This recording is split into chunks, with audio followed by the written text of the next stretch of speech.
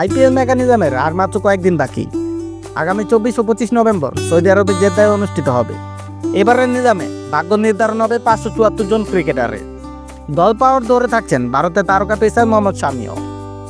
নিজাম শুরুর আগে মোহাম্মদ শামির দরদাম নিয়ে ভবিষ্যদ্বাণী করে ভারতীয় পেসারের তোপের মুখে পড়লেন সাবেক ক্রিকেটার ও ধারাভাষ্যকার সঞ্জয় মাঞ্জরেকর। সম্প্রতি চোট সারিয়ে ঘরোয়া ক্রিকেটে ফিরেছেন শামি, আর ফিরেই চেনা ছন্দে ধরা দিয়েছেন তিনি, যা দেখে সৌরভ গাঙ্গুলি মন্তব্য করছেন, বর্ডার গাভাস্কর ট্রফির জন্য এখনই শামিকে অস্ট্রেলিয়া উড়িয়ে নিয়ে যাওয়া উচিত। হাই ভোল্টেজ সিরিজে শামি যোগ দিবেন কিনা সেই জল্পনার মাঝে আইপিএলের শামির মূল্য নিয়ে নিজের মতামত দিলেন মাঞ্জরেকর।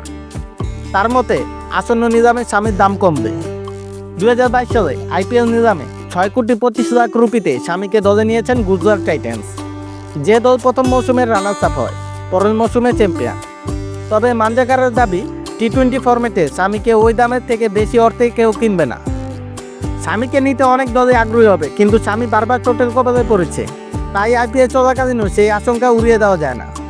সাবেক ভারতীয় ক্রিকেটারের এমন ভবিষ্যদ্বাণীতে অখুশি শামি।